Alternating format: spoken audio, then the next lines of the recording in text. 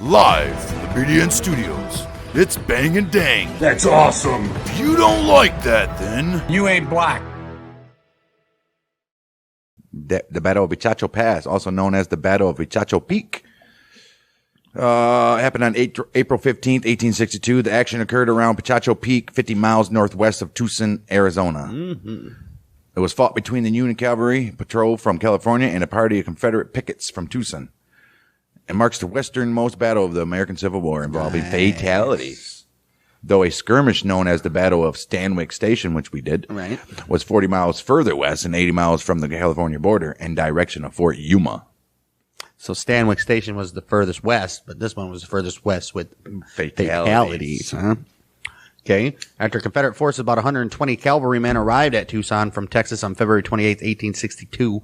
They proclaimed Tucson the capital of Western District of the Confederate Arizona Territory, which comprised what is now southern Arizona and southern New Mexico. Right. Mesilla, near Las Cruces, was declared the territorial capital and seat of the Eastern District of the territory. All right. For them. Property of Tucson Unionists was confiscated, and they were jailed or driven out of town. Oh.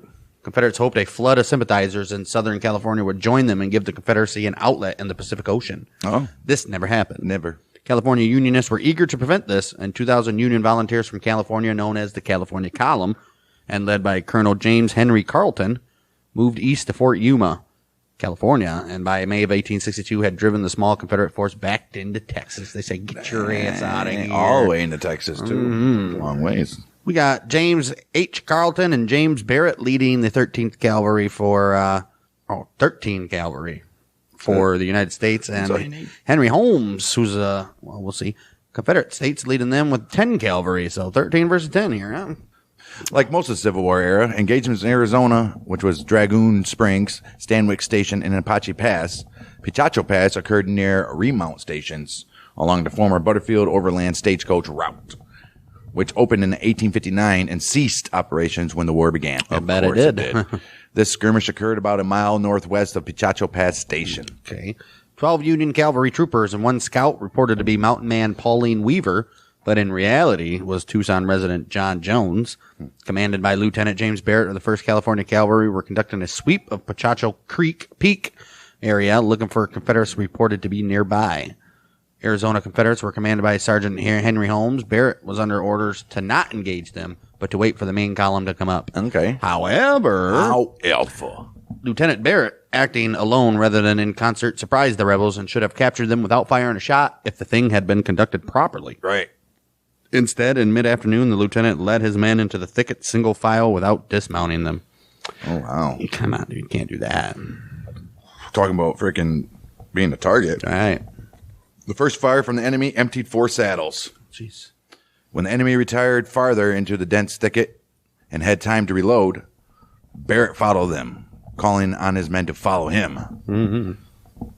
3 of the Confederates surrendered. Barrett secured one of the prisoners and had just remounted his horse when a bullet struck him in the neck, killing him instantly. Dang. Fierce and confused fighting continued among the mesquite and arroyos for 90 minutes straight, with 2 more Union fatalities and 3 troopers wounded. Exhausted and leaderless, the Californians broke off the fight, and the Arizona Rangers, minus 3 who surrendered, mounted and carried warning of their approaching Union army to Tucson. Mm-hmm. Barrett's disobedience of orders had cost him his life and lost any chance of a Union surprise attack on Tucson. Come on, Barrett. Jeez, what are you doing there? He got demoted. To the grave. The Union troops retreated to the Pima Indian villages and hastily built Fort Barrett, named for the fallen officer, at White's Mill, waiting to gather resources to continue the advance. However, with no Confederate reinforcements available, Captain Sherrod Hunter and his men withdrew as soon as the column again advanced. Union troops entered Tucson without any opposition. The bodies of the 2 Union enlisted men killed at Pichacho, which were George Johnson and William Leonard, were later removed to the National Cemetery at the Presidio of San Francisco in San Francisco, California. I wouldn't want to be in San Francisco. My body's somewhere else. Well, however, Lieutenant Barrett's grave near the President Railroad tracks remains undisturbed and unmarked. Damn, they didn't even dig him up, dude. Wow. Union reports claimed that 2 Confederates were wounded in the fight, but Captain Hunter, the Confederate, in his official report mentioned no Confederate casualties other than the 3 men captured. Before this engagement, a Confederate cavalry patrol had advanced as far west as Stanwix Station, which we said, where it was burning the hay stored there. We said that too. When it was, it was burning the hay stored there when it was attacked by a patrol of a California column. The Confederates had burning hay stored at the state stations. The Confederates had been burning hay stored at the state stations in order to delay the Union advance from California, which we previously mentioned.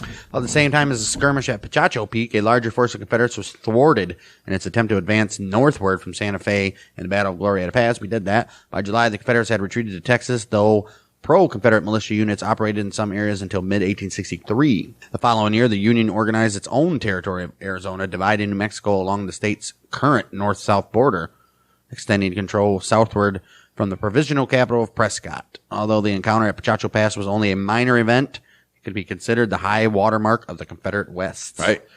Yeah. Good for them. Every March, Pichacho Peak State Park hosts a reenactment of the Civil War battles of Arizona and New Mexico, including the Battle of Pichacho Pass. I would assume. The reenactments now have grown so large that many more participants tend to be involved than took part in actual engagements. Right, there's like 2,000 men. There's only 13 on each side. And include infantry units and artillery as well as cavalry, which never happened. Right. The 2015 reenactment, which was held March 22nd and 23rd, also included a reenactment of the Battle of El Verde, which we did, and the Battle of Glorieta Pass, which we did, both of which took place relatively nearby New Mexico. The skirmish site and the remains of Butterfield Station are listed on the National Register of Historic Places. Good for that, dude.